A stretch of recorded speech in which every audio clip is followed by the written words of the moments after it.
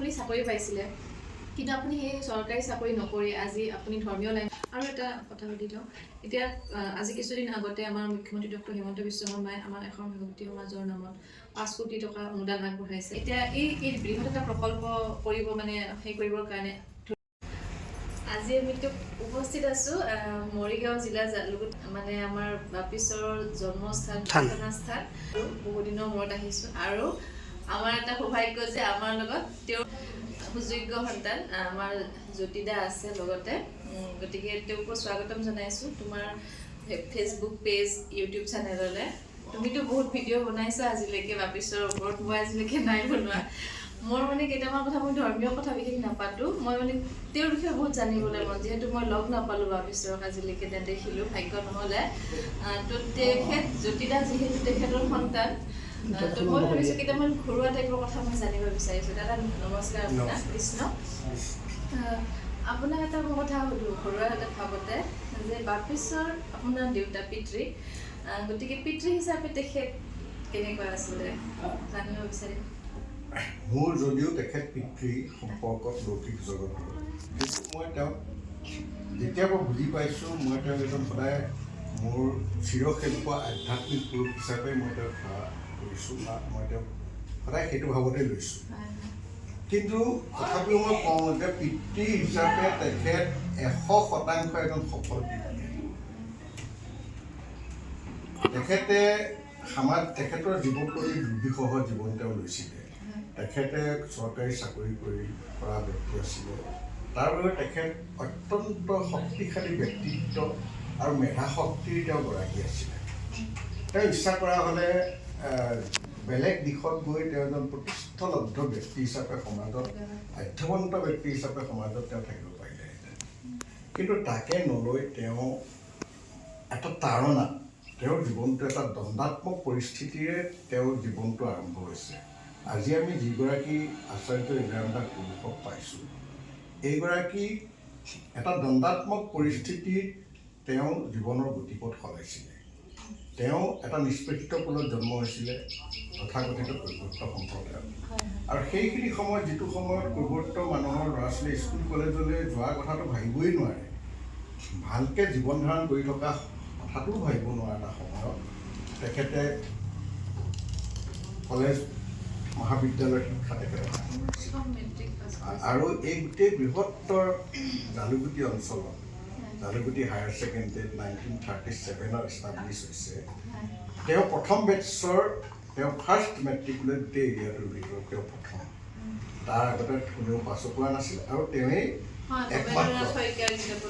একমাত্ৰ তেখেত গতিকে সেই ব্যক্তিত্বৰ অধিকাৰী ব্যক্তিজনে জীৱনত হয়তো সুখ স্বাচ্ছন্দ্যতাৰে ভৰা এটা জীৱন তেওঁ পালেহেঁতেন কিন্তু তাকে নকৰি তেওঁ এটা কণ্টকাকীৰ্ণ জীৱন ল'লে এইকাৰণেই যে তেওঁ যিটো কুলত জন্ম লৈছে বা সেই কুলৰ সমসাময়িক যিসকল ব্যক্তি সমাজত আছে অন্যান্য সম্প্ৰদায়ৰ সেই সময়ত এটা সামন্তবাদী এটা চিন্তাধাৰাৰ সমাজখন পৰিচালিত হৈছিলে আৰু তেতিয়া স্বাধীনোত্তৰ কালৰ ঠিক আগমুহূৰ্তৰ পৰা তেতিয়া চাৰিওফালে এটা মানে কি অস্পৃশ্যতা এটা দেখা পাইছিল তেওঁ আৰু সেইটোৱে তেখেতৰ জীৱনত এটা টাৰ্ণিং পইণ্ট আছিলে যে তেওঁ মানে এনেকুৱা এটা পথ ল'ব যিটো পথৰ জৰিয়তে তেওঁ এই মানুহখিনিক এটা স্বাধীন জীৱন দিব সকলো ফালৰ পৰা আধ্যাত্মিক সামাজিক বৌদ্ধিক অৰ্থনৈতিক আদি সকলো দিশত তেখেতে দিব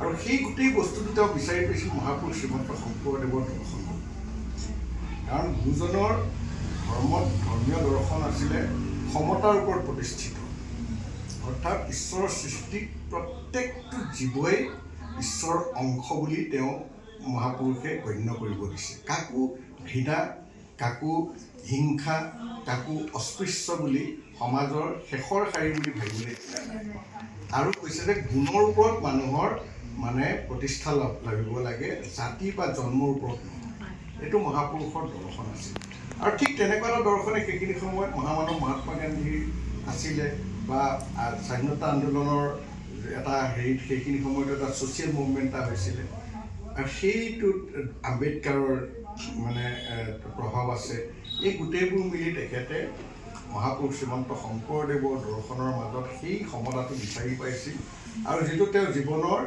এটা মূল মানে শক্তিৰ উৎস হিচাপে গ্ৰহণ কৰিছিল আৰু মহাপুৰুষ শ্ৰীমন্ত শংকৰদেৱৰ ধৰ্মীয় মাৰ্গৰ মাজেৰে মানুহখিনিক পিউৰিফাই কৰা, মানুহখিনিক আত্মিকভাৱে পিউৰিফাই কৰা আৰু সমাজত অগ্ৰাধিকাৰ দিয়াৰ তেওঁ এটা বিৰাট ডাঙৰ দায়িত্ব তেওঁ নিজে লৈছিল আৰু যাৰ কাৰণে তেখেতে কৰি থকা চাকৰি বাদ দি আহি তেখেতে ত্ৰিবস্ত্ৰ গামোচা, চেলেং চাদৰ আৰু ধুতি পৰিধান কৰি তেখেতে অসমৰ ইটো মূৰৰ পৰা সিটো মূৰলৈ এই নিষ্পেষিত মানুহখিনিৰ মাজেদি ঘৰে ঘৰে ঘৰে ঘৰে গৈ তেওঁ মানুহখিনিক বুজাইছিল যে আমাক ভগৱানে দুখন হাত দিছে, দুখন ভৰি দিছে, আমাৰ ক'তো কম নাই, মাত্ৰ বৰ্তমান সমাজত এক শ্ৰেণী মানুহে আমাক পিছপৰা বুলি আমাক মানে হীনমান্যতা দৃষ্টিৰে চায়।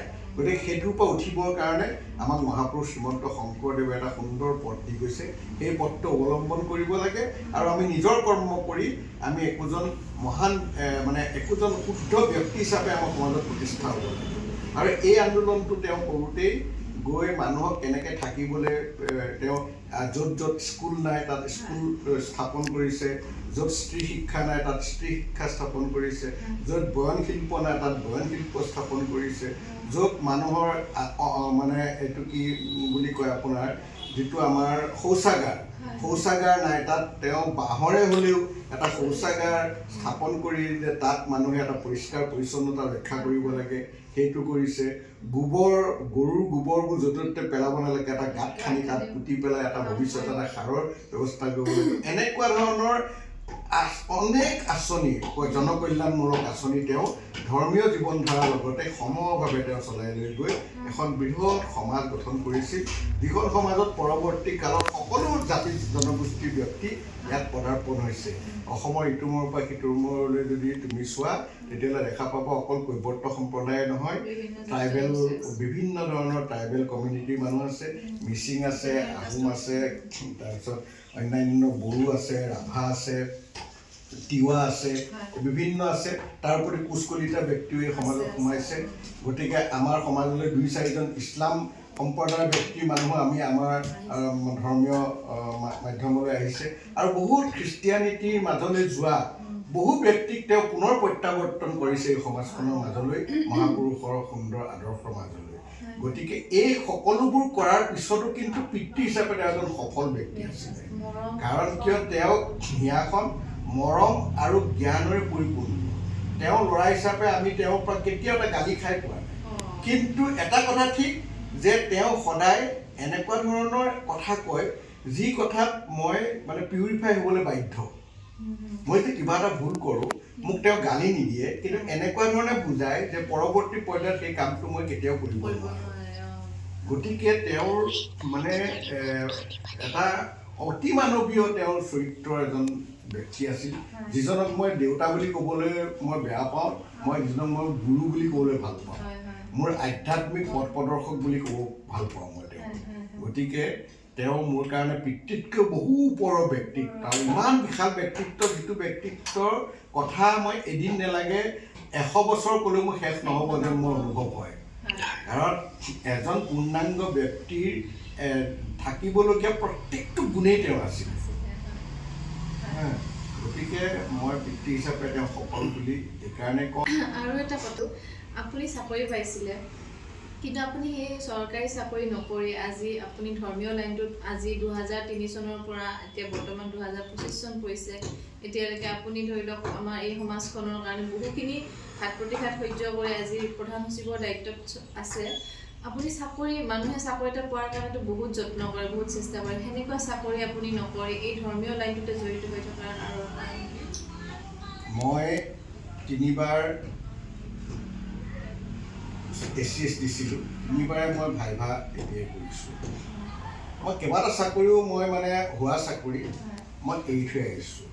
শিক্ষকতাৰ পৰা আদি কৰি এনফৰ্চমেণ্ট ইনস্পেক্টৰ, তাৰপিছত আপোনাৰ DIC মেনেজাৰ, তাৰপিছত আপোনাৰ এই ACSৰ মই মানে কি হোৱাৰ দুৱাৰদলিৰ পৰা মই মানে ঘূৰি আহিছোঁ। আৰু দেউতাই এটা কথা কৈছিলে, যেতিয়া মই চাকৰিৰ কাৰণে খুব মানে অলপ সেইখিনি সময়ত চাকৰিমুখী এটা মনোবৃত্তি এটা মোৰ জাগ্ৰত হৈছিলে, তেতিয়া দেউতাই এটা কথা কৈছিলে যে ভাইটিয়েও চাকৰি কৰিব, দাদায়েও চাকৰি কৰিছে, তয়ো যদি চাকৰি কৰ এই ভেটিটো কোনে ৰখীয়া হ'ব? তোমালোক মোৰ দুগৰাকী মোৰ অতি আপোন মোৰ ভাতৃভগ্নী সম।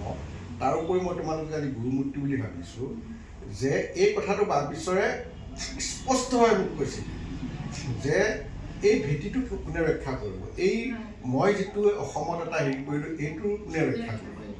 তেতিয়া মই দেউতাৰ এটা ভিতৰৰ এটা মই বুজি পাইছিলোঁ যে তেওঁ অন্ততঃ তেওঁৰ কোনো এটা সন্তানে এই লাইনটোত অকণমান আগবঢ়াটো তেওঁ বিচাৰিছে। আৰু ইতিমধ্যে ভাইটিৰ চাকৰি হৈ গৈছিলে, দাদাৰ চাকৰি হৈ গৈছিলে, মই চাকৰিৰ দুৱাৰদলিত আছিলোঁ, ভাইটি মোতকৈ 1 বছৰ আগেই পাইছিলে চাকৰি। গতিকে মই তেতিয়া থিৰাং কৰিলোঁ যে মই আৰু মানে চাকৰিত নাযাওঁ। আৰু তাৰ পিছৰ পৰা 2003 চনত আপোনাৰ 2002 চনৰ পৰাই 3 চনত বাপীশ্বৰ ঢুকাইছে, বাপীশ্বৰ ঢুকোৱাৰ এবছৰ আগৰ পৰা মই দায়িত্ব লৈছোঁ। আৰু তেখেত থাকোঁতেই মই অস্তপহৰৰ মানে তেখেত থকা অৱস্থাতে মই অস্তপহৰৰ পৰিচালনাৰ সেৱা কৰাৰ দায়িত্ব মোৰ ওপৰত পৰিছিল তেখেত থকা অৱস্থাতে। আৰু তাৰ পিছৰ পৰা মই গোটেই অসমৰ ভকতসকলেও মোক কিছু ভকতসকলে বিচাৰিলে যে বৰ্তমান সমাজখনৰ এটা সন্ধিক্ষণ, এই সন্ধিক্ষণত মানে বাপীশ্বৰৰ মানে নিজৰ সুনীতৰ এজন পুত্ৰ সমাজখনলৈ অহাটো বাঞ্ছা কৰিছে তেওঁলোকে। মোক ক'লে তেতিয়া প্ৰথম অৱস্থাত মই অস্বীকাৰ কৰিছিলোঁ যে মই ইয়াৰ যোগ্য নহয়, মই নোৱাৰিম। মোৰ মাও কৈছিলে যে নালাগে, বা দেউতাকে গোটেই জীৱন কৰিলে, এতিয়া ল'ৰাটো অন্ততঃ মই মানে যোৱাটো বিচৰা নাই, এনেই সেৱক হৈ থাকিব, কিন্তু সমাজৰ আগশাৰী লৈ যাব নালাগে। কাৰণ বহুত এইটো কণ্টকাকীৰ্ণ আৰু বহুত কষ্টকৰ জীৱন মই নিজে দেখিছোঁ মোৰ স্বামীৰ ক্ষেত্ৰত। কিন্তু ভকতসকলে বহুত ক'লে। তাৰপিছত মই ঈশ্বৰকে চিন্তা কৰি মই আহিলোঁ। আৰু মই যিদিনাখন অসমৰ ভক্তসকলে মোক প্ৰধান সচিবৰ দায়িত্ব দিয়ে, সেইদিনা নামঘৰত বহা সভাখনত বাপীশ্বৰ বহি আছিল। আৰু বৰ্তমান আমাৰ সমাজৰ পৰা ওলাই যোৱা দেহেশ্বৰ বৰা বাবু আছে। তেখেতে মোক আদৰি নি গামোচা পিন্ধাই মোক প্ৰধান সচিবৰ আসনত বহাইছিল। আৰু বাপীশ্বৰক মই গোটেই সমাজ সাক্ষাতে মই বাপীশ্বৰক সেৱা কৰিছিলোঁ। এটা দবা, শংখ, নেগেৰা, খোল, তাল সকলো বজাই হৰিধ্বনিৰে গোটেই অসমৰ ভকতসকলে মোক কৈছে যে আজি তোমাক আমি গোটেই শক্তি আমি ঈশ্বৰৰ পৰা বিচাৰিছোঁ, তোমাক প্ৰদান কৰিছোঁ, তুমি সমাজৰ দায়িত্ব ল'ব লাগিব। আৰু বাপীশ্বৰে মোৰ শিৰত ধৰি পেলাই আশীৰ্বাদ দিছিলে। আৰু সেই তেনেকৈ মই সমাজৰ কাম কৰিবলৈ ওলাই আহিলোঁ। আৰু তেতিয়া ওলাই আহিলোঁ সমাজখনৰ ভক্তসকলৰ মাজলৈ গ'লোঁ। তেতিয়া সাধাৰণ ভক্তসকলৰ মোৰ প্ৰতি ইমান মৰম, ইমান চেনেহ, ইমান আদৰ, যিটো নেকি মই মানে যিটোৰ মাজত সোমাই থাকি মই চব পাহৰি যোৱাৰ নিচিনা হ'ল মোৰ জীৱন। সাধাৰণ ভকতসকলৰ মই যিসকল নেতৃত্বত আছে বা যিসকল মানে তথাকথিত ডাঙৰ ভকত, সেইসকলৰ কথা কোৱা নাই। সৰ্বসাধাৰণ ৰাইজৰ মাজলৈ গৈ মই যিটো তেওঁলোকৰ পৰা মৰম, আদৰ, চেনেহ পালোঁ, সেইটোৱে মোক বেছিকৈ বান্ধিলে। আৰু আজি 25টা বছৰ মই এই সমাজখনৰ লগত এনেকৈয়ে সম্পৃক্ত হৈ থাকিবলগীয়া হৈছে। আৰু আশা ৰাখিছোঁ, ভগৱানক প্ৰাৰ্থনা কৰিছোঁ যেন সদায় এই মানে শুদ্ধভাৱে সেৱা কৰিব পাৰোঁ। আৰু অন্য এটা কাৰণ হৈছে কি, এই থানখন বাপীশ্বৰৰ যি অমৰ তত্ত্ব বাণী বুলি বাপীশ্বৰৰ এখন পুথি, তাৰমানে বাপীশ্বৰে তেখেতৰ জীৱনত দিয়া বিভিন্ন মূল্যৱান ভাষণৰ অংশ, মূল অংশবোৰ সম্পাদনা কৰি দেহেশ্বৰ বৰা বাপে ভাষণামৃত সাৰ অমৰ তত্ত্ব বাণী বুলি এখন পুথি, সৰু পুথি এখন তেখেতে সম্পাদনা কৰিছিল। তাৰমানে সেইখিনি বাপীশ্বৰৰ নিজৰ কথা তেখেতে সম্পাদনা কৰিছিল। তাত আচাৰ্য বাপীশ্বৰে স্পষ্টভাৱে এটা কথা লিখি থৈ গৈছে, কৈ থৈ গৈছে যে মোৰ এই সাধনাৰ থানখন যুগ যুগৰভাৱে মই জীয়াই থকাটো বিচাৰোঁ। আৰু মোক যিসকলে তেওঁলোকৰ মানে সেৱাৰ বস্তু হিচাপে গ্ৰহণ কৰিছে বা মোৰ পৰা হৰিভকতিৰ বস্তু গ্ৰহণ কৰিছে, তেওঁলোকৰ সাধনাও এই থানখনত থকাটো মই বিচাৰোঁ। বুলি তেখেতে এটা নহয় কেইবাটাও বাক্য তেখেতে কৈছিলে। আৰু সেই বাক্যকেইটা আমাৰ হৃদয়ৰ মন মস্তিষ্ক আৰু মগজুত এনেকুৱাভাৱে সোমাই আছিলে যে কোনোবাই কেতিয়াবা এই থানখনৰ কিবা মানে মহিমা বা এই থানখনৰ মানে মৰ্যাদা হানি কৰিব নেকি, এই ভয়টো আমাৰ আছিলে। আৰু যাৰ কাৰণে এচাম লোকে ইয়াৰ পৰা ওলাই গ'ল বা পিছৰ ঠিক থাকোঁতেই বা পিছৰ শেষৰ অৱস্থাত যেতিয়া বা পিছৰ মৌন হৈ গ'ল, সেই মৌনতাৰ সুযোগ লৈ এচাম মানুহে এই থানখনক অগ্ৰাহ্য কৰি ওলাই গুচি গ'ল। আৰু সেইখিনি সময়ত সেই থানখনৰ ৰক্ষাৰ কাৰণে আমি বিশেষকৈ মই, মোৰ দাদা, মোৰ ভাইটি, আমি তিনিটা ল'ৰাই আমি এটা সংকল্প কৰিলোঁ যে জগতে যদি এৰি থৈও যায়, আমিতো দেউতাৰ হৃদয়খন জানো, দেউতাৰ ভিতৰত কি বিচাৰিছিলে আমি জানো, গতিকে সেই বস্তুটো আমি ৰক্ষা কৰিব লাগিব। 10জন ভকত হ'লেও আমি থানখন ৰক্ষা কৰিম।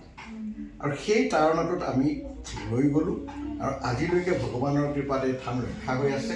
দিনক দিনে আৰু আঁতৰি যোৱা ভকতসকল পুনৰ আহি আছে আৰু ভগৱানে কৰালে এদিন হ'লেও বাপিছৰ সেই মহান ইচ্ছা আৰু এই মহান সত্যবাদী ৰক্ষা হ'ব।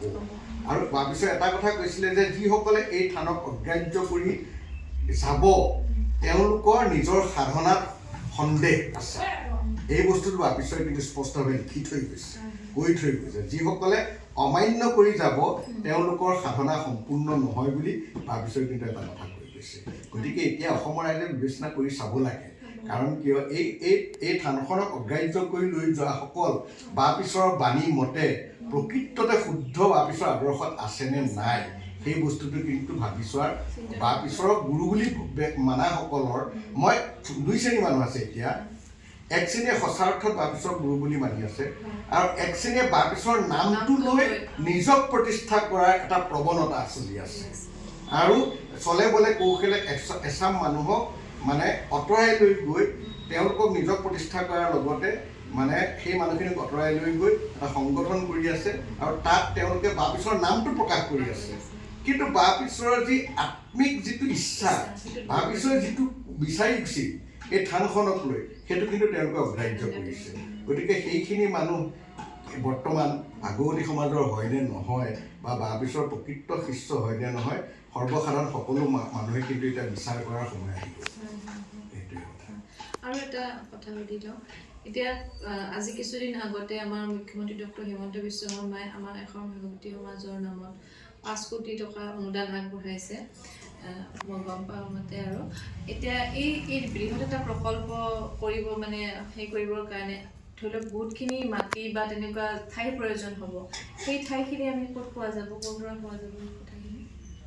সেই মাটিখিনি তাৰমানে বাপিছৰৰ এটুকুৰাই মাটি আছে, 12 বিঘাৰ এটা প্লট আছে। সেই প্লটটোৰ মানে বাপিছৰ নিজে খেতি কৰিছিল। বাপিছৰ আদৰ্শ কৃষক আছিলে। 1970 চনত যেতিয়া মানুহে আৰ্টিফিচিয়েল ইৰিগেশ্যনৰ কথা চিন্তা কৰিব পৰা নাছিলে, কৃত্ৰিম জলসিঞ্চনৰ কথা যেতিয়া চিন্তা কৰিব পৰা নাছিলে, তেতিয়াই বাপিছৰে ওচৰৰ বিলৰ পৰা কেনেল খান্দি তাত মানে মেচিন বহাই, ৱাটাৰ পাম্প বহাই তাৰ পৰা পানী লিফ্টিং কৰি তেখেতে তেতিয়া 1970 বিজ্ঞানসন্মতভাৱে তেতিয়া তেখেতে খেতি কৰিছিল। আৰু যাৰ কাৰণে তেখেতে অসমৰ কৃষি বিভাগৰ পৰা তেওঁ সেইখিনি সময়ত পুৰস্কৃত হৈছিলে। আৰু বাহিৰৰ পৰা মানে কৃষি বিশেষজ্ঞ দল, ভাৰতৰ বাহিৰৰ পৰা USA পৰা কৃষি বিশেষজ্ঞ দল আহোঁতে আমাৰ পথাৰ ইনস্পেকশ্যন কৰিবলৈ অসম চৰকাৰে মানুহ পঠাইছিল। গতিকে এনেকুৱা এটা ইতিহাস সেই পথাৰখনৰ লগত জড়িত হৈ আছে। আৰু সেই পথাৰখনৰ উৎপাদন গোটেই অসমৰ ভকতে খায়। কাৰণ এইখন ঘৰত মানে বাপিছৰ গৃহখনৰ মজিয়াত সদায় 50জন মানুহে ভাত খায়, ৰেগুলাৰ 50জন মানুহে ভাত খায়। আৰু এই 50জন মানুহৰ যিটো মানে আহাৰ, যিটো খাদ্য, সেই খাদ্যটো কিন্তু সেই পথাৰখনৰ পৰা উৎপাদন হয়। তেনেকৈ আমি ইমান দিন চলি থাকিম। আৰু বাপিছৰ পৰৱৰ্তী কালতো সেইখন আমি আদৰ্শ পথাৰ হিচাপে আমি আজি খেতি কৰি আছোঁ। আৰু তাৰ পৰাই আমি মানে গোটেই অসমৰ ভকতসকল অস্তপহৰ পালন, যজ্ঞ যজ্ঞ আদি কৰি যিমান অনুষ্ঠান আমাৰ চলে, ভাদ মাহ গোটেই প্ৰায় 40-50জন ভকত থাকি গোটেই ভাদ মাহটো চলে, সেই পথাৰখনৰ পৰাই আমি চলি আছোঁ। কিন্তু এই প্ৰকল্পটো আহোঁতেতো আমাৰ বেলেগ মাটি নাই। গতিকে আমি সেই গোটেই বাপিছৰ গোটেই প্লটটোৱে আমি এই 3জন ভাগ্যই আমি আলোচনা কৰিছোঁ। এতিয়া এতিয়া আমি গোটেই পথটোৱে আমি মানে এই প্ৰকল্পটোৰ কাৰণে আমি আগবঢ়ালোৱে অলৰেডি। তাতে এটা বৃহৎ প্ৰকল্প হ'ব। আমাৰ প্ৰকল্পটো অকল 5 কোটি টকাত নহয়, আমাৰ প্ৰকল্পটোৰ প্ৰায় 30 কোটিমান টকাৰ আমি এটা অভিলাষী প্ৰকল্প আমি লৈছোঁ, য'ত নেকি সোমালে এজন ব্যক্তিয়ে যে বাপ-ঈশ্বৰৰ যিটো আধ্যাত্মিক সত্তা, সেই আধ্যাত্মিক সত্তাটো যেন অনুভৱ কৰিব পাৰে, তেওঁৰ যেন ব্যক্তিত্বৰ বিশালতাটো যেন বিশালতাৰ যি মানে সুঘ্ৰাণ, সেই সুঘ্ৰাণ যেন তেওঁলোকে পায়, তেনেকুৱা এটা আমি পৰিৱেশ সৃষ্টি কৰিবলৈ আমি বিচাৰিছোঁ। য'ত আমি এখন বিদ্যালয় স্থাপন কৰিবলৈ বিচাৰিছোঁ, যিখন বিদ্যালয় আমি মানে CBSE কোৰ্চ আনিম, তো তাৰ লগত আমি মহাপুৰুষ শ্ৰীমন্ত শংকৰদেৱৰ কলা কৃষ্টি আৰু তেওঁৰ ধৰ্মীয় যিটো চিন্তাধাৰা, তেওঁৰ সমাজবাদ যিটো আমি তাৰ লগত আমি সম্পৃক্ত কৰিব পাৰোঁ নেকি, তাৰ আমি এটা চিন্তা চৰ্চা আমি কৰি আছোঁ। তাৰ কাৰণে মাতি আমাক আৰু অলপ লাগিব। আমি ওচৰৰ পাজৰৰ ব্যক্তিসকলক আমি অলপ হেৰি কৰিম, দৰকাৰ হ'লে তেওঁলোকৰ পৰা আমি মাটি ক্ৰয় কৰি হ'লেও এই অনুষ্ঠানটো আমি তাত কৰিম বুলি আমি এটা আশা কৰিছোঁ। ঈশ্বৰে আমাক কিমানখিনি সহায় কৰে নাজানো, গতিকে গোটেই অসমৰ ভকতসকলৰ আৰু ঈশ্বৰৰ যদি কৃপা হয়, তেতিয়াহ'লে আমি এনেকুৱা এটা অনুষ্ঠান কৰিব বিচাৰিছোঁ, যিটো অনুষ্ঠানটোত বাপ-ঈশ্বৰৰ সম্পূৰ্ণ বিশাল ব্যক্তিত্বটো যেন সৰ্বত্ৰ প্ৰকাশ হয়। কাৰণ তেওঁ অকল ধৰ্মগুৰুৱে নাছিল, তেওঁ আছিল এজন ছ'চিয়েল ৰিফৰ্মাৰ, সামাজিক সমাজ সংস্কাৰক। তেওঁ আছিল বৌদ্ধিক দিশৰ এজন পূৰ্ণাংগ ব্যক্তি। তেওঁ নামঘোষাৰ অসামৃতৰ দৰে এখন মানে আটাইতকৈ মূল্যৱান গ্ৰন্থ অসমীয়া সমাজ জীৱনলৈ প্ৰদান কৰি থৈ গৈছে। তাৰোপৰি তেখেত আছিলে সংস্কৃতিবান ব্যক্তি। তেখেতে নিজে অভিনয় কৰিছিলে, তেখেতে নিজেই কৃষ্টি দল খুলি, ভ্ৰাম্যমান কৃষ্টি দল খুলি অসমৰ বিভিন্ন প্ৰান্তত গৈ পেলাই তেওঁ মহাপুৰুষে কৃষ্টি প্ৰদৰ্শন কৰিছিলে। তাৰ বাহিৰেও তেখেতে সুকণ্ঠী এজন গায়ক আছিল, তেখেতে মানে ভাল কৃষক আছিল। তেখেত যেতিয়া গোটেই মানে মৎস্য পালনৰ যিটো কনচেপ্ট, সেইটো আমাৰ আগত নাছিলে, কাৰণ আমাৰ নৈ, খাল, বিল চাৰিওফালে আছে। তেনেস্থলত যে সুকীয়াকৈ এটা পুখুৰী খান্দি মৎস্য পালন কৰিব লাগে, এই কনচেপ্টটো আমাৰ অসমীয়া মানুহৰ মাজত নাছিল। কিন্তু বাপ-ঈশ্বৰ ইমানেই দূৰদৰ্শী আছিল যে বাপ-ঈশ্বৰে 1978ত তেওঁৰ 4 বিঘা মাটি তেখেতে পুখুৰী খান্দি কৃত্ৰিমভাৱে যে মাছ উৎপাদন কৰিব লাগে, তেতিয়া কিন্তু মাছৰ কোনো অভাৱ নাছিল। চাৰিওফালে মাছ পায়, কম দামত মাছ পায়, চাৰিওফালে মাছৰ এভেইলেবল আছিল। কিন্তু তেনেকুৱা সময়ত তেওঁ তেতিয়াই অনুভৱ কৰিছিল যে এনেকুৱা এটা দিন আহিব পাৰে, যিটো দিনত এই মৎস্য পালনটো এটা মানুহৰ অৰ্থনৈতিকভাৱে সবল হৈ থকা এটা মূল দিশ হ'ব পাৰে বা জীৱিকা উপাৰ্জনৰ এটা দিশ হ'ব পাৰে। তেতিয়াই তেখেতে 4.5 বিঘা মাটিৰ এটা ডাঙৰ পুখুৰী খান্দি তাত তেখেতে কৃত্ৰিমভাৱে মৎস্য উৎপাদন কৰাৰ ব্যৱস্থাটো তেখেতে কৰিছিলে, আৰু এতিয়াও সেইটো ফিচাৰী আছে। গতিকে তেনেকুৱা এজন দূৰদৃষ্টি সম্পন্ন মানে এজন অতি মানৱ মানে যিটো ব্যক্তিত্ব, সেই ব্যক্তিত্বটো সম্পূৰ্ণভাৱে প্ৰকাশ কৰি উলিওৱাটো আমাৰ ক্ষমতাত নাই। তথাপিও আমি ঈশ্বৰৰ ওচৰত প্ৰাৰ্থী, আমি ৰাইজৰ ওচৰত প্ৰাৰ্থী, আমি যিমানখিনি পাৰোঁ আমি চেষ্টা কৰিম তেখেতৰ সেই বিশালৰ পৰা বৰ্ণিল যিটো বৰ্ণাঢ্য যিটো জীৱন পৰিক্ৰমা, সেইটো যেন সেই প্ৰকল্পটোৰ মাজত ফুটি উঠে। আৰু এটা শেষ প্ৰশ্ন মই কৰিব বিচাৰিছোঁ, আমাৰ যিটো এখন ভাৰতী সমাজ আৰু আমাৰ যিখিনি প্ৰচাৰ প্ৰসাৰ হ'ব লাগিছিলে, সিমানখিনি হৈছে বুলি আপুনি ভাবেনে, নে আৰু অলপ হ'বলৈ বাকী আছে? মানে যিমানখিনি বহুত বাকী আছে। মই কৈছোঁ নহয়, আচাৰ্য ইলাৰাম দাস বাপৰ সপোনৰ যিখন ভাগৱতী সমাজ, তাৰ যুৱ সমাজ তৰুণ বিদ্যাৰ্থী সমাজ, তৰুণ বিদ্যাৰ্থী সমাজৰ লক্ষ্য উদ্দেশ্যৰ সংবিধানত তেখেত যিমানখিনি কথা লিখি থৈ গৈছে, মই ভাবোঁ যে এইটো ইউনিভাৰ্চেল এটা গৱেষণাৰ প্ৰয়োজন। তাত এনেকুৱা কথা তেখেতে তেতিয়া 1984ত তেখেতে সংবিধানত সন্নিৱিষ্ট কৰিছে যে মানুহক আত্মৰক্ষাৰ কাৰণে সমৰ কলাৰ প্ৰয়োজন, সমৰ কলাৰ প্ৰয়োজন, সেল্ফ ডিফেন্স। যে এনেকুৱা এটা সময় আহিব মানুহক নিজৰ আত্মৰক্ষাৰ কাৰণে নিজক শক্তিৰ প্ৰয়োজন হ'ব, আৰু সেইকাৰণে তৰুণ বিদ্যাৰ্থী সমাজৰ নামত তেখেতে ৰচিত যে যুৱক যুৱতীসকলক সমৰ কলাৰ প্ৰশিক্ষণ দিয়া উচিত। যুৱক যুৱতীসকল আসন প্ৰাণায়ামৰ বাবে কৰিব লাগে, আৰু মানে নিজৰ স্বাস্থ্যৰ প্ৰতি হেৰি হ'ব লাগে। তাৰোপৰি তেখেতে আধ্যাত্মিকভাৱে আগবঢ়াই যাবৰ কাৰণে তেখেতে প্ৰত্যেক দেওবাৰে শিশুকালৰ পৰা ল'ৰা ছোৱালীবোৰক প্ৰাৰ্থনা কৰাৰ এটা আধ্যাত্মিক তেখেতে অনুষ্ঠান তেখেতে ষ্টাৰ্ট কৰিছিলে। তাৰ বাহিৰেও লক্ষ্য উদ্দেশ্য বোলা যিখন পুথিত এনেকুৱা ধৰণৰ কথা আছে, মানৱ কল্যাণৰ কথা তাত ভৰ্তি হৈ আছে, বৃক্ষৰোপণৰ কথা আছে, তাত ৰক্তদানৰ কথা আছে, তাত মানে কি বানপানীৰ সময়ত দুৰ্গতসকলক সহায় কৰাৰ কথা আছে, তাত দুটা সেৱা বাহিনী গঠন কৰাৰ কথা আছে যে যুৱকসকলৰ মানে বীৰ চিলাৰাই সেৱা বাহিনী গঠন কৰিব লাগে আৰু ছোৱালীবোৰৰ মাজত সতীৰাধিকা সেৱা বাহিনী গঠন কৰিব লাগে, যিটোৱে নেকি সমাজৰ সৰ্বস্তৰৰ মানুহৰ কল্যাণৰ কাৰণে কাম কৰিব, NGO হিচাপে কাম কৰিব। এনেকুৱা ধৰণৰ কথা আছে যিবোৰ কথা আমি নিব পৰা নাই সমাজৰ মাজলৈ আমি নিব পৰা নাই। আজি যিবোৰ মানে চিন্তা হৈছে সেই চিন্তাবোৰ তেখেতে তেতিয়া দি গৈছিল।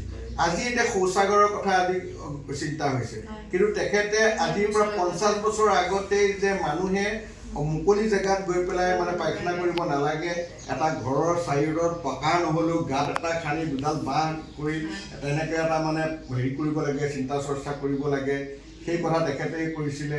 তেখেতে গোবৰ সাৰ যে এটা উৎকৃষ্ট সাৰ, গোবৰবোৰ নষ্ট নকৰি ঘৰৰ ছাইডত গাঁত এটা খান্দি গোবৰখিনি পচাই পেলাই এটা সাৰ সৃষ্টি কৰিব লাগে, নিজেও কৰিছিলে এইবোৰ কাম।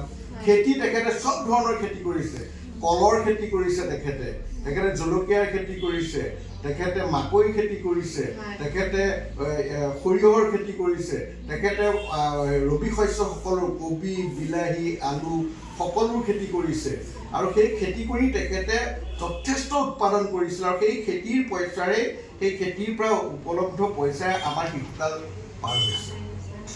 আমি 9টা ল'ৰা ছোৱালী, এই 9টা ল'ৰা ছোৱালীয়ে আমি সকলো শিক্ষিত, আমাৰ ঘৰত অশিক্ষিত নাই, ভগৱানৰ কৃপাত সকলো শিক্ষিত। আমাৰ ঘৰত এতিয়া DC আছে, ACS অফিচাৰ আছে, আমাৰ নাতি পুতিবোৰ IFS হৈছেগৈ, আমাৰ ভণ্টি এতিয়া কটন ইউনিভাৰ্চিটিৰ প্ৰফেচৰ।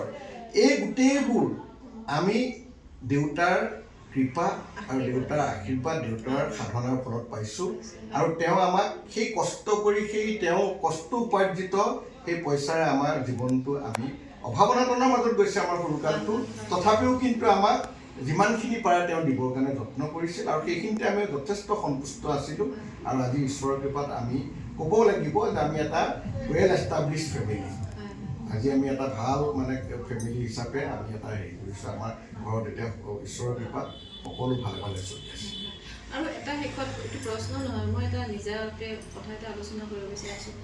বৰ্তমান মই যিমানখিনি মানুহক লগ পাইছোঁ, যিহেতু ময়ো ভাগৱতী সমাজৰে সন্তান, মোৰ মাতৃ পিতৃ গোটেই আমি পৰিয়ালটো এখন ভাগৱতী সমাজ বাপেশ্বৰৰে শৰণীয়া, গতিকে এটা কথা মই যিমানখিনি দেখিব পাৰিছোঁ, বৰ্তমান সমাজত আচল বাপেশ্বৰৰ যিখিনি তেওঁৰ বিচৰা সপোনৰ সমাজখন, তেওঁ বিচৰা ধৰ্ম, সেইটো মই মানে আছে যদিও তেওঁৰ প্ৰচাৰ কৰা গুণমালা বা নাম কীৰ্তন গোটেইখিনি হয়। মোৰ বিয়া হৈছে উজনিত, আপুনিতো গম পায়, লখিমপুৰৰ মই বোৱাৰী, বৰপেটাৰ মই জীয়ৰী, গতিকে তাত বৰপেটাতেই হওক বা লখিমপুৰতেই হওক বা মই যিমানখিনি এই মানে তেখেতৰ লগত ঘূৰিছোঁ আৰু নাম সংক্ৰান্তত গৈছোঁ বা দেখিছোঁ, তাত মানে আচল মোৰ এনেকুৱা এটা অনুভৱ হয়, মানুহে মানে জাষ্ট বাহিৰৰ পৰা যেন মানে নাম কীৰ্তনখিনিহে কৰিছে, আচল যিটো ভক্তিভাৱ ভিতৰৰ পৰা সেইটো ক'ৰবাত যেন অকণমান কম থকা অনুভৱ হয়।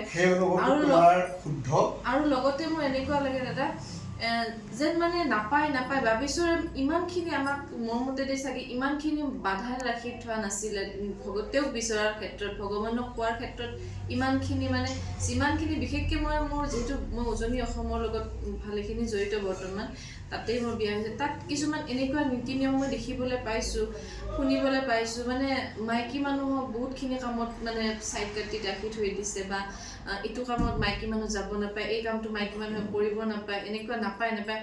মোৰ মানে জানিবলৈ মন যায় সঁচাকৈ তেখেতে এনেকৈ মাইকী মানুহ আৰু মতা মানুহৰ এটা অস্পৃশ্য ভাৱটো ৰাখি নিশ্চয় থোৱা নাই, তেওঁতো গুচাইছিলেহে এইবোৰ আমি মানুহে এই খেল সমাজ এইবোৰ নিজে সৃষ্টি কৰিছে, বা আমাৰ বাপেশ্বৰ বা আমাৰ শংকৰদেৱৰ এইবোৰ নাছিলে মোৰ বোধেৰে। কিন্তু আমি মানুহবোৰে নিজেই যেন স্বকীয়ভাৱে মানে প্ৰত্যেকেই ভগৱান হৈ উঠিছোঁ, প্ৰত্যেকেই যেন স্বয়ম্ভু ঈশ্বৰ হৈছোঁ, তেনেকুৱা টাইপৰ কথা কিছুমান। মোৰ মানে এই বস্তুটো খুব বেয়া লাগে, কাৰণ আচল ধৰ্মৰ নীতিটোত কোনো নাই। খালি মানুহক মানে বহুতে মানে দেখাতহে মানে ঈশ্বৰ সাধনা কৰিছে, কিন্তু ভিতৰৰ আচল বস্তুবোৰ যেন উপলব্ধি কৰাৰ পৰা অলপ হ'লেও পিছত আছে এনেকুৱা লাগে। মই সেইকাৰণে কওঁ যে প্ৰকৃত আচাৰ্য বাপেশ্বৰক গৱেষণা কৰাৰ প্ৰয়োজন আছে। কাৰণ কিয় বাপেশ্বৰে যেতিয়া গুৰু ধৰ্ম প্ৰচাৰ কৰিছিলে, তেওঁৰ লগত থকা মানুহখিনি শিক্ষা দীক্ষাও বহুত কম আছিলে, সেইখিনি সময়ত এনেও শিক্ষা দীক্ষা কম আছিলে। গতিকে তেওঁ কিছু সমাজ প্ৰতিষ্ঠা কৰি কাম চাম তেওঁ কৰি গৈছিলে, কিন্তু তেওঁ লিখি থৈ যোৱা বহুত কথা আছে। এতিয়া আমি পৰৱৰ্তী সমাজ আমি চলিব লাগিব তেওঁ লিখিত কথাখিনিৰ ওপৰত, আৰু সেইখিনি হ'লেহে আমি বাপেশ্বৰ প্ৰকৃত বাপেশ্বৰক আমি পাম। বাপেশ্বৰ জীৱনত নাৰী বহুত উচ্চ আসন। নাৰীক এইটোতো তেওঁৰ সমাজ বুলি নহয়, মহাপুৰুষৰ সমাজ ব্যৱস্থাতে নাৰী বহুত ওপৰত। নাৰী আৰু পুৰুষৰ মাজত কোনো প্ৰভেদ মহাপুৰুষে ৰাখি থৈ যোৱা নাই, আৰু সেই একেটা বস্তু বাপেশ্বৰে কঠোৰভাৱে পালন কৰি গৈছে। গতিকে কোনোবাই যদি ক'ৰবাত এনেকৈ নাৰীক মানে পিছৰ শাৰীৰ চিটিজেন হিচাপে ব্যৱহাৰ কৰিবলৈ বিচাৰিছে, সেইটো তেতিয়াহ'লে বাপেশ্বৰ আদৰ্শ হ'ব নোৱাৰে। বাপেশ্বৰ আদৰ্শ হ'ব নোৱাৰে। আৰু নাৰী পুৰুষৰ মাজত কোনো প্ৰভেদ নাই, আৰু নাৰীৰ আত্মা একেই, আত্মা ঈশ্বৰ একেই। প্ৰকৃতি পুৰুষলৈ নিয়ন্ত্ৰা মাধৱ, সমস্তই আত্মাতই পৰম বান্ধৱ। গতিকে পুৰুষ আৰু নাৰীৰ মাজত কেতিয়াও প্ৰভেদ থাকিব নোৱাৰে, আৰু সেই প্ৰভেদটো আমি মহাপুৰুষীয়া সমাজত মুঠেই নাই, আৰু বাপেশ্বৰৰ তাতকৈও নাই। যদি কোনোবাই কৰিছে সেইটো বাপেশ্বৰৰ শুদ্ধ আদৰ্শ নহয়। আৰু সেইকাৰণেই মই কওঁ যে বাপেশ্বৰৰ নীতি আদৰ্শবোৰ আমি তেওঁ লিখি থৈ যোৱা পুথিখিনিৰ ওপৰত বা তেওঁ কৈ যোৱা কথাবোৰৰ ওপৰত ভিত্তি কৰি আমি যদি গৱেষণা নকৰোঁ, তেতিয়াহ'লে প্ৰকৃত বাপেশ্বৰক আমি মানে হেৰুৱাম, আৰু আমাৰ মাজত মানে কি তেওঁৰ আদৰ্শৰ বহু জেগাত ক্ষয় ক্ষতি হ'ব। গতিকে সেইটো হ'বই নোৱাৰে। আৰু এতিয়া এনেকুৱা এটা প্ৰৱণতা মই দেখিবলৈ পাইছোঁ গোটেই সমাজখনত। কোনোবাই এটা কাম কৰিছে, তেওঁৰ নিজস্ব কাম, সেইটো নিজস্ব চিন্তাধাৰাৰ কাম। যদি তেওঁ কোনোবাই মানুহে কয় সেইটো কাম কিয় কৰিছে, সেইটো কামটো আপোনাৰ ভাল কৰা নাই, তেতিয়া তেওঁ লগে লগে কয় বাপেশ্বৰে এনেকৈ আমাক কৰিব গৈছে। এই বস্তুটোৱে গোটেই সমাজখনত এতিয়া আটাইতকৈ ডাঙৰ, কাৰণ বাপেশ্বৰৰ নামটো ইমান শক্তিশালী যে যিকোনো মানুহে যেতিয়া কৈ দিব যে বাপেশ্বৰে কৰিছিল নহয় এইটো কাম, তেতিয়া মানুহজন ৰৈ যায়, প্ৰতিবাদকাৰীজন ৰৈ যাবলৈ বাধ্য হৈ যায়। কিন্তু সেইকাৰণে আমি ক'ব লাগিব যে এতিয়া আমি বাপেশ্বৰৰ কথা সেই মানুহবোৰৰ কথাতকৈ আমি বাপেশ্বৰৰ লিখনিবোৰৰ জৰিয়তে বাপেশ্বৰক আমি উদ্ধাৰ কৰিবলৈ যত্ন কৰিব লাগিব। গতিকে সেইকাৰণে মই সদায় নৱপ্ৰজন্মক মই এটাই কওঁ যে বাপেশ্বৰে সৰু সৰু পুথি লিখিছে, কিন্তু সেই পুথিবোৰত মানে আৰু প্ৰবন্ধ কিছুমান আছে, এইবোৰৰ মাজত আমি প্ৰকৃত বাপেশ্বৰক উদ্ধাৰ কৰাৰ আমাৰ বহুত অৱকাশ আছে। আৰু গতিকে যদি নৱপ্ৰজন্মই যদি চিন্তা চৰ্চা ঠিকমতে কৰে, তেতিয়াহ'লে আমি শুদ্ধ বাপেশ্বৰৰ জৰিয়তে এখন বৃহৎ মানৱীয় সমাজ আৰু এখন শুদ্ধ মানৱীয় সমাজ, ত্যাগ মানে কি হিংসা বৰ্জিত, উদাৰ দুৰ্নীতিমুক্ত এখন বিশাল সমাজ পাবৰ কাৰণে আমি সক্ষম হওঁ প্ৰকৃত বাপেশ্বৰৰ অধ্যয়নৰ জৰিয়তে। নহ'লে কিন্তু আমাৰ মাজত এনেকুৱা প্ৰৱণতাই দেখা দিছে, বাপেশ্বৰৰ কথা কৈ নিজৰ স্বকীয়তা প্ৰতিষ্ঠা কৰি সমাজত খেলি মেলি সৃষ্টি হোৱাৰ মানুহৰ এতিয়া বৰ্তমান কিন্তু অভাৱ নাই। ধন্যবাদ কৃষ্ণ। আপোনালোকে নিশ্চয় গম পালে, আমি আজি তেখেতৰ পুত্ৰ কৈছিলোৱে যে জ্যোতিদাৰ লগত আমি কথাখিনি পাতিলোঁ। আমি বাপেশ্বৰক গুৰু হিচাপে জনাৰ উপৰিও বহুখিনি কথা আমাৰ জানিবলগীয়া থাকে। দাদাই নিজেই কৈছে যে তেখেতৰ কথা কৈ থাকিলেও শেষ নহ'ব, যিহেতু এজন পিতৃ প্লাছ বিভিন্ন ছাইডৰ পৰা তেখেতে কেনেকুৱা ব্যক্তি আছিলে, গোটেইখিনি আপোনালোকে কিছু কথা দাদাৰ লগত আজি আমি পাতিলোঁ। নিশ্চয় আপোনালোকে এই কথাখিনিৰ পৰা বহুতখিনি কথা, যিসকলে বাপেশ্বৰক নাজানে বা চিনি নাপায়, যাৰ কাৰণে প্ৰথম নাম শুনিছে হয়তো বাপেশ্বৰৰ, আৰু কিছুমান আমাৰ সমাজত যদিও বাপেশ্বৰৰ শৰণীয়া তেখেতৰ বিষয়ে বিশেষ নাজানে, বহুতখিনি কথা বাপেশ্বৰৰ নিজৰ সন্তানৰ মুখে আপোনালোকে জানিবলৈ পালে। গতিকে যদি ভাল লাগে আপোনালোকে ভিডিঅ'টো নিশ্চয় আদৰি ল'ব বুলি আশা কৰিলোঁ। আজিলৈ এইখিনিতে সামৰিছোঁ। কৃষ্ণ।